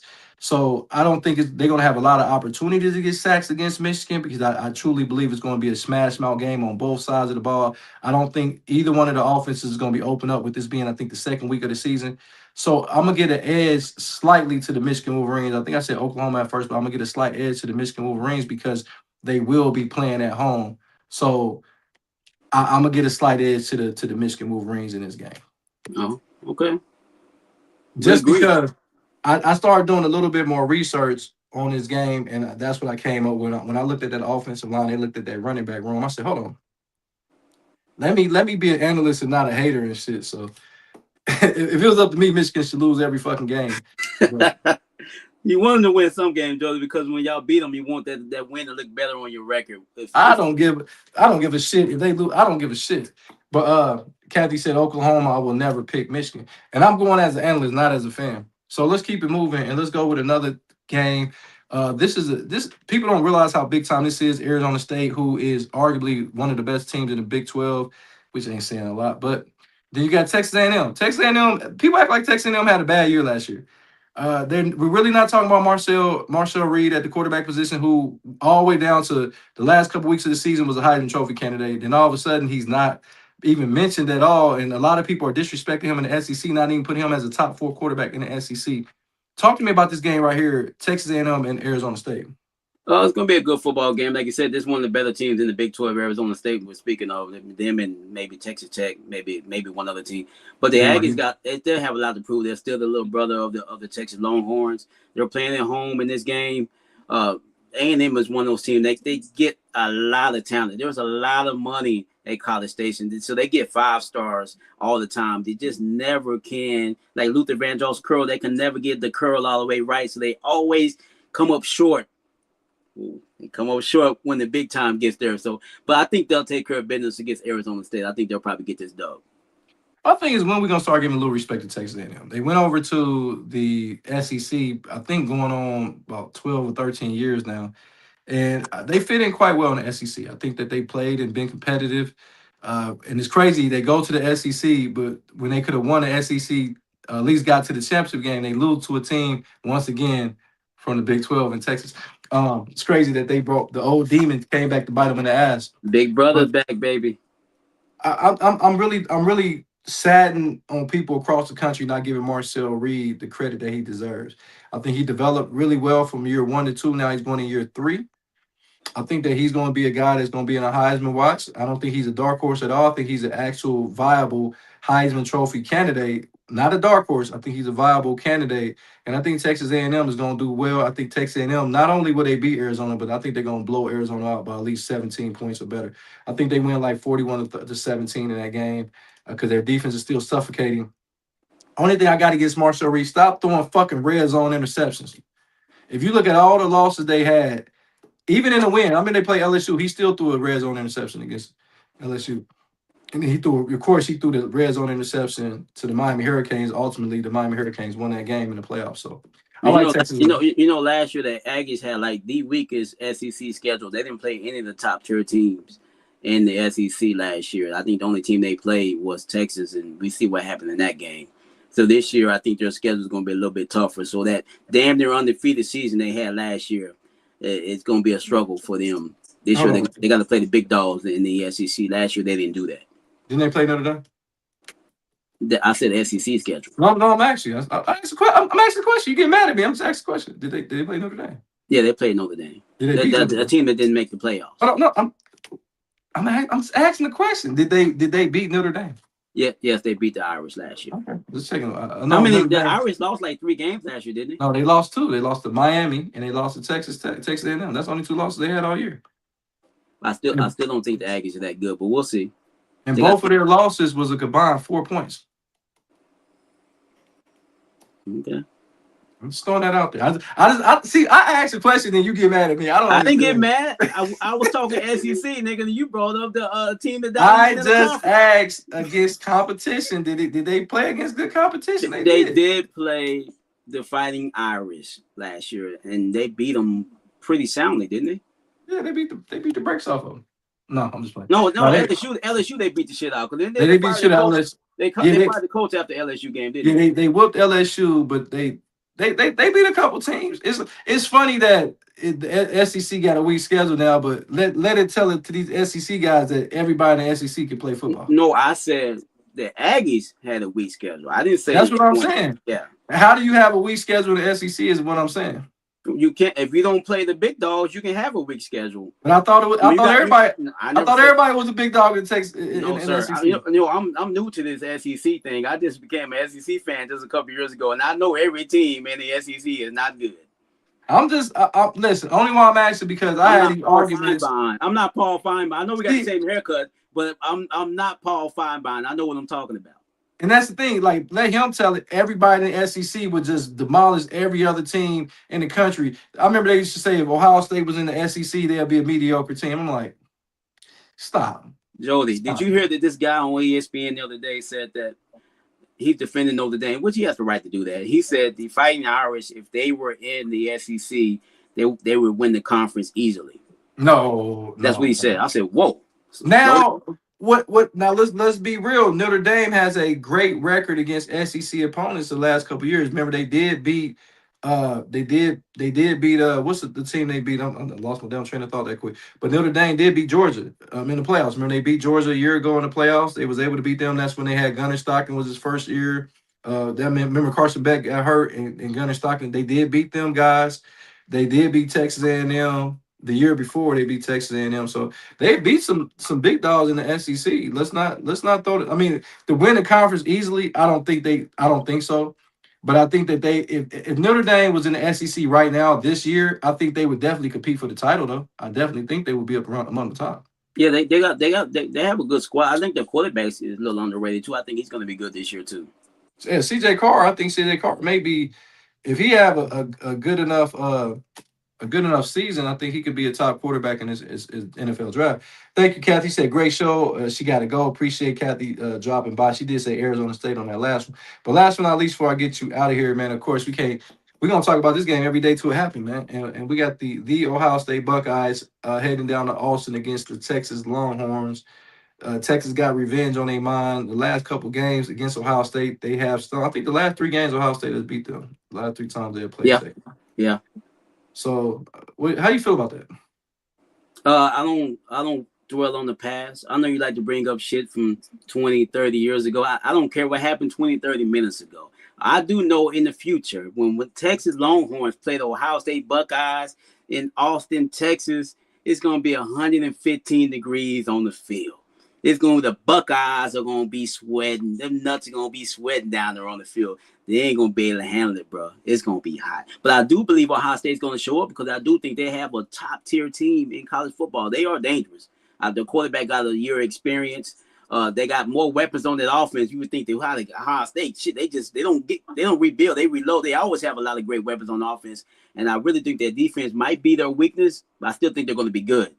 But I think Texas got a lot to prove, man. This is a big game for Sark. Sark needs to play this game like it's a fucking playoff game.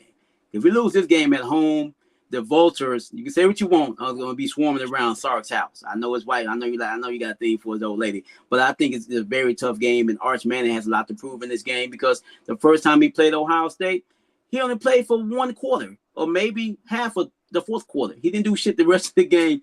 Man, he's played a lot better football since then. And I really like the upgrades they made on the offense. I like the running backs they brought in. Cam Coleman, also they brought him in for Auburn. I think he's going to upgrade the offense also. He actually can catch the ball, not like the other wide receivers. So I think Texas gets to win at home. This is going to be a very difficult game for Ohio State to win. Yeah. I would not really be surprised if Ohio State lost this game.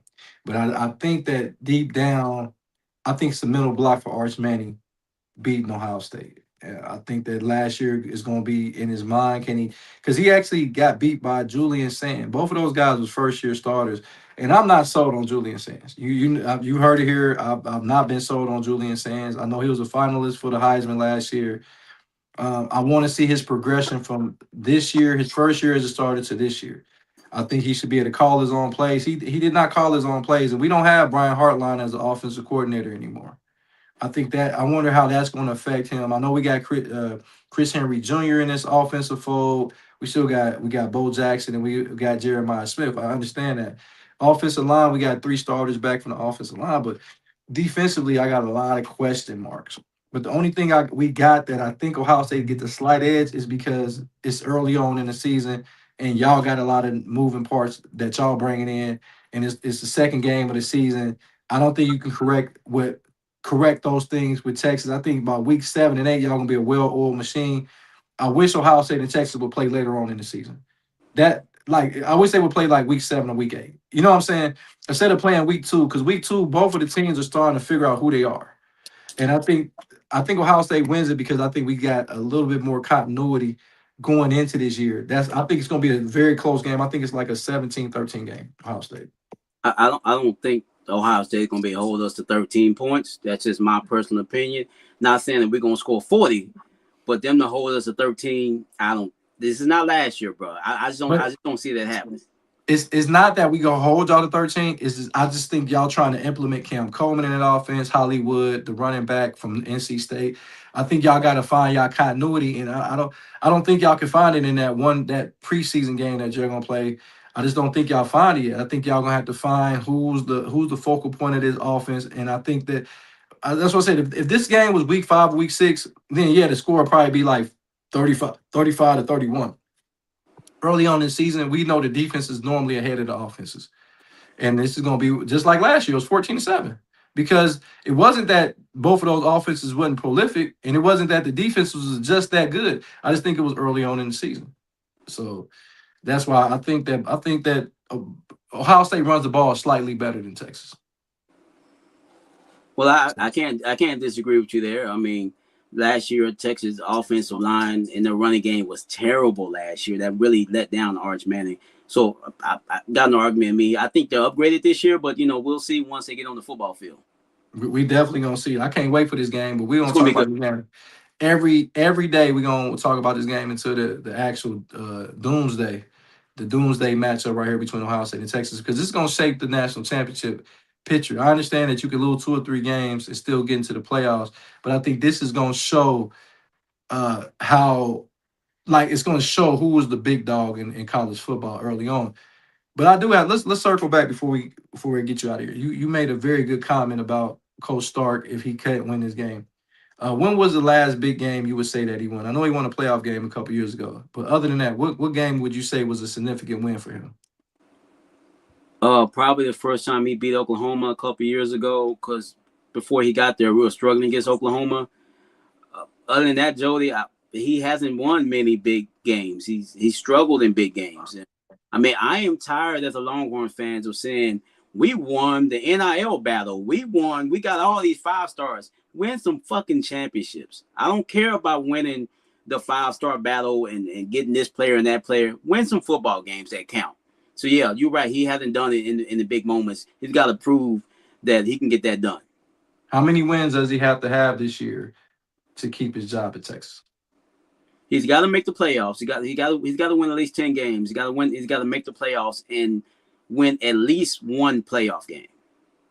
That's all. Yeah. Does he have to win the SEC?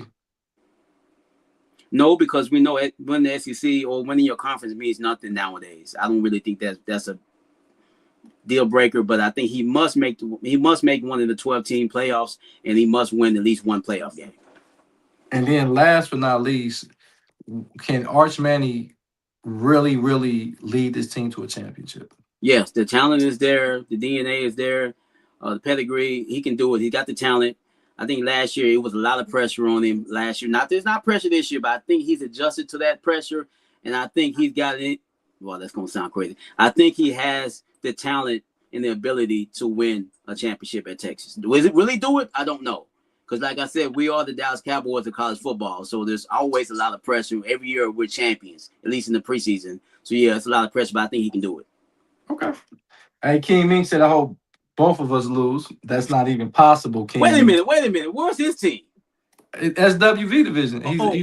He can make if they add another 15 teams to the playoffs, maybe they can make it. I think if we don't go to the field of 68, Memphis ain't making the playoff. He said college basketball style. If we don't go to the field of 68, Memphis won't set foot in the playoff game in football. He said, matter of fact, I want both the Texas Ohio State team not to make the playoffs. Boy, the disrespect. That's not going to happen. One, I guarantee at least one of them going to make it. I think both of us make it. I don't think it's going to be a problem like it was last year. They're going to trust me, those adjustments gonna be made. You're not gonna see the two lanes and the James. You might see one, but you're not gonna see James Madison and the two lane. You're never gonna see that again. You might get one. You may get a Boise State. You might get. I think they're always gonna throw that one team in there, and it's gonna be the 11th or 12th seed. But you will never see two teams of that caliber ever again in a playoff. You will never see that shit again. Yeah, I think the worst two teams that are going to be in the playoff this year are going to be Pac-12 team. Whoever wins the Pac-12, whoever wins the Big 12. I think those. Hold on. They letting the Pac-12. How many teams they got in the Pac-12? They got 10, don't they? They got 10 now. Yeah, I think they got like every team has a state name in it. Am I right about that? I think every. Well, UNLV is you. I think UNLV is in there. I don't think they're a state name. I don't think they're in the. I think Boise State went over there. Washington State, Oregon State. I gotta look. They got Texas State now. I'm saying they got a bunch of teams with state in it. It's crazy. We'll see. All right, man. Let's get our final thought, man, before we get out of here. So, man, talk to the people, man. You my guy, Jody, but I'm about to steal your take. You said this years ago. Why is Mike Trout still an Angel? This brother has been one of the best players in baseball for more than 10 years. He used to be an Anaheim Angel. Now he's the LA Angel, and they still suck. He's still putting up decent numbers. His career has been wasted. We talk about this all the time, but this guy's really been wasting his career. Does he not want to be traded? I mean, lately, Joe, I don't even hear his name come up in trades. No one talks about trading for Mike Trout. We all know he can help a team win a World Series. For some reason, he's stuck in Anaheim, like witness protection. He's going to stay there for seems like his whole career and never win shit. Poor guy. You know how long you been saying this, bro? You've been saying this for 2 or 3 years now. Yeah, I think this is one of the situations. Loyalty is ran out, and I think he deserves some type of credit as being one of the best baseball players we ever seen. So I definitely, I agree with that wholeheartedly. Man, my final take is this. Now the preseason's here, so preseason here. I don't understand for the life of me why you are starting your starters in the preseason. I don't think 1 or 2 series is going to make or dictate how good they're going to play in the regular season. Point being, I watched Detroit Lions play the Cincinnati Bengals, and I seen Joe Burrow get hit like 3 to 4 times in 2 series. I said, what the fuck are y'all thinking about? If you know this is your guy, they like, well, he got a slow start. He always got a slow start. He need to figure that shit out. Why are guys that have jobs and you know is going to be on your roster playing in any? I don't give a fuck if it's offense or defense. If it ain't a kicker, why the fuck is your starters playing in the preseason? I don't think and I'm going. This is maybe new to y'all motherfuckers, but it should be no way any starters.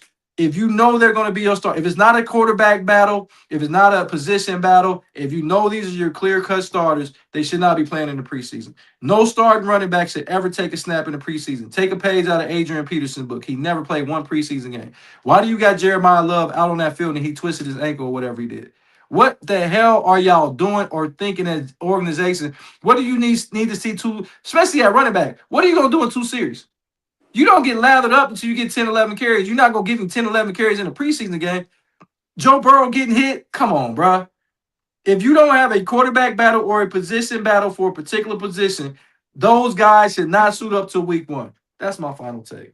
Joey, they got Joe made out of glass Burrow out there in a practice game, knowing damn well if they don't have that man healthy, they don't have a chance to win.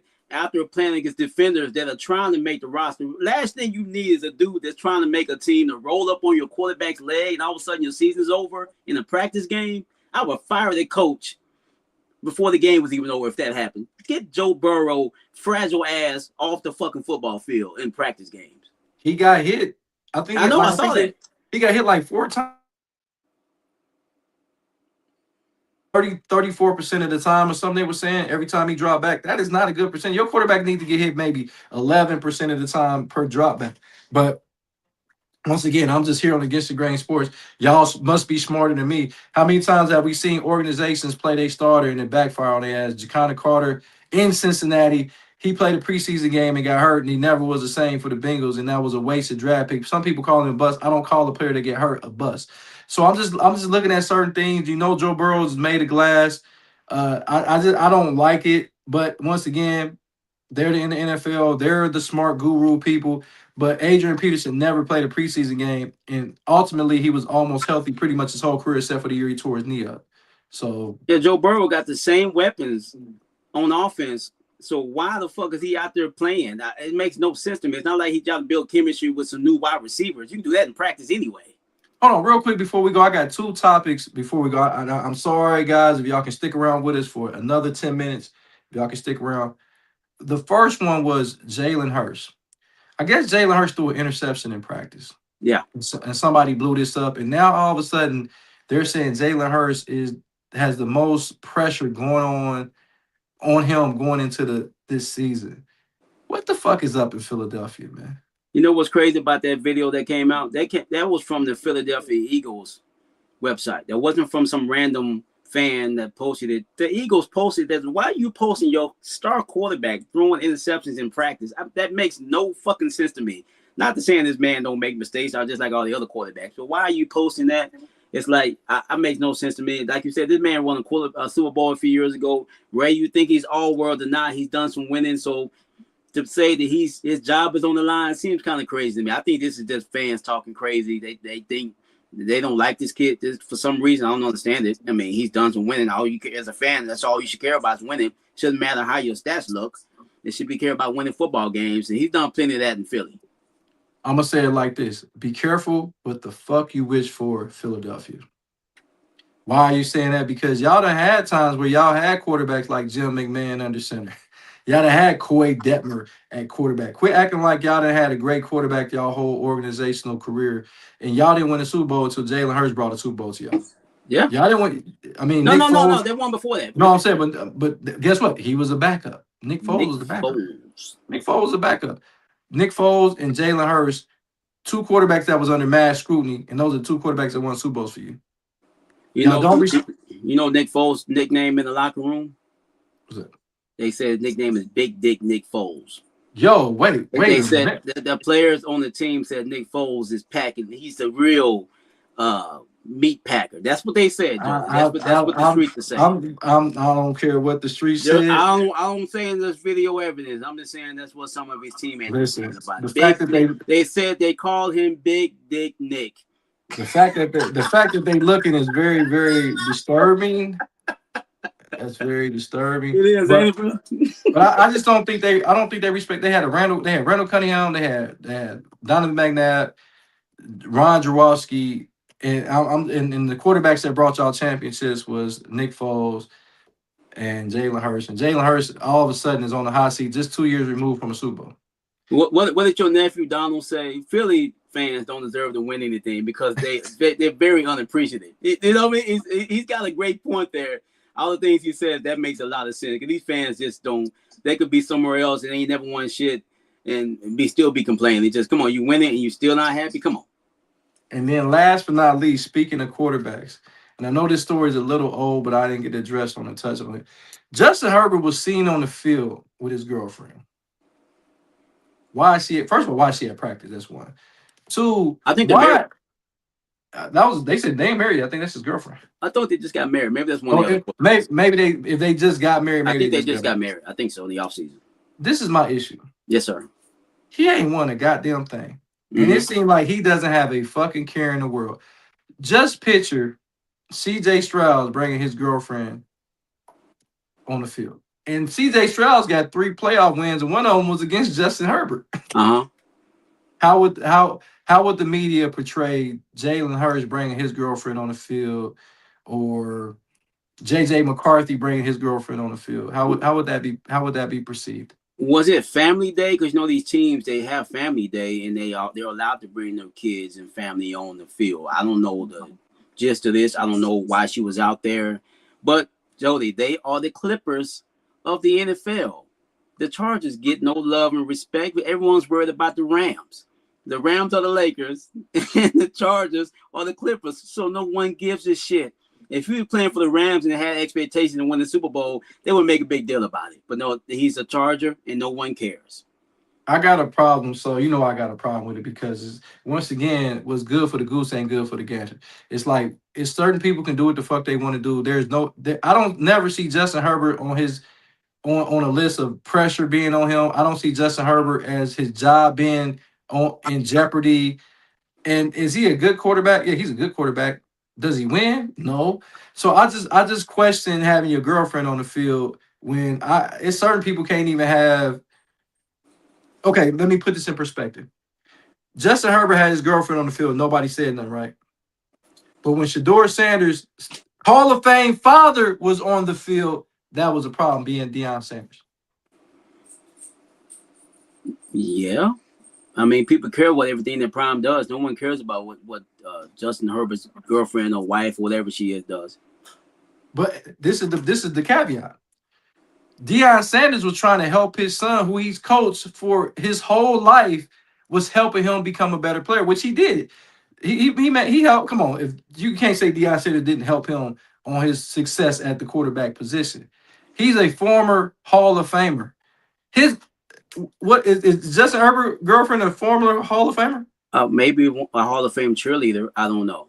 But Jody, myself, if my son was in the league and I coached him, I'm Deion Sanders. This is just me. I wouldn't want to step on the current coach's toes and even be on the field. I'm not saying I wouldn't show up and support my son for practice, things of that nature, but I wouldn't be on the field. That's just my opinion. I wouldn't do that. If I was Justin Herbert's girlfriend, I wouldn't be on the goddamn field. But the spotlight's not going to be on her because she's just his girlfriend. She's not. Why not? Sanders. She's not prime time. So no one really cares that much. It's everything Deion Sanders does is a big story. It's not a story when Justin Herbert's girlfriend or wife, whatever she is, gets on the football field. No one cares. So if she was on the field and you about to get ready for practice and you see a female on the field that's not on the team, that's not on the coaching staff, you ain't gonna question that shit? Yeah, probably so, but it won't be a big story because she hasn't done much. She's not. What if somebody hit her in the face like on the Brady Bunch with a football? I bet she'd keep her ass off the field after that. That's all I'm saying. That's all I'm fucking saying. Like, listen, can you bring your wife to work with you? Can she sit with you at work? No. On the floor, can she sit with you? No. Can your son and your daughter and your grandkids come and sit with you at work? Actually, my daughter, my daughter works. We work in the same company, so yes, she can. She can. Well, she works there. She's employed there. And I guarantee you, if your wife was a former, let's say she should work for this company and she was a former person in that company, I don't think they would have a problem with her because she understands what it is to work at that company, correct?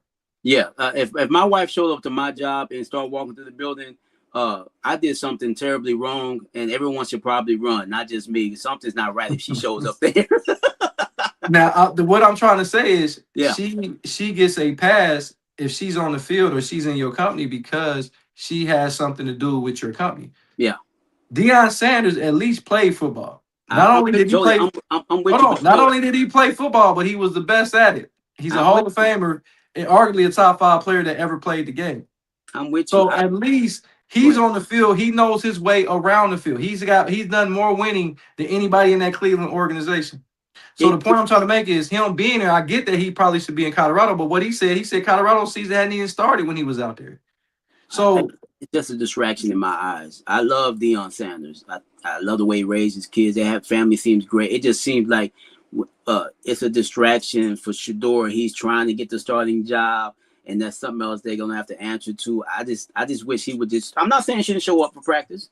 Sit in the stands. Don't go on the field. That's just my opinion. I don't think neither one of them should have been there. I think Deion should have. At this point, you got to coach Shador from afar, and then be that loving wife or girlfriend, and make me a sandwich. Wow. Not like that. No, come on, man. I know y'all trying to put it like everybody's like, oh, no, I'm not trying to be misogynistic. What I'm saying is, like, meet me after practice, or if it's lunchtime, come up there. Let's have lunch together. But this is my job, and I gotta focus because my goal is to win a Super Bowl. That's my thing. Breaking news: King Ming said that running back for the Arizona Cardinals, Jeremiah Love, is out for a week with a sore ankle. Didn't I just say that? Why he's you might want to go ahead and say, Jody, he's the best player on that team already. But Marvin Harrison did play better. That nigga has some agony break hands of late. He needs to get back. Did No, you see him in the preseason? He caught a touchdown pass. Yeah, but his name has not been good lately. I think he's still going to be a good player in this league, but lately he hasn't really produced what we thought he's going to do. What I'm gonna say about him, and I'm gonna end the show with that. People gotta understand when he got to Ohio State, he had the same problems, and he had very high expectations coming in Ohio State. He did not come into his own until like he didn't come to his own till like year 2 or 3 at Ohio State. I want people to make sure that they know the preventive history of Marvin Harrison. Jr. He didn't play as well as everybody thought he was. He had a break. They thought he had a breakout game against Utah in that Rose Bowl game. Him and Jackson Smith and Jigma had a great game, and then he kind of struggled. And then his last year there, he blew up on the scene. So I think he's gonna do the same thing. He's going in year 3. Let's see what he do in year 3. I Let's see wish what him he luck. I mean, I'm not saying that he's going to be terrible, but shit, Ohio State, they don't miss too much on wide receivers. That's for damn sure. They normally pretty much damn near all of them work out at the next level.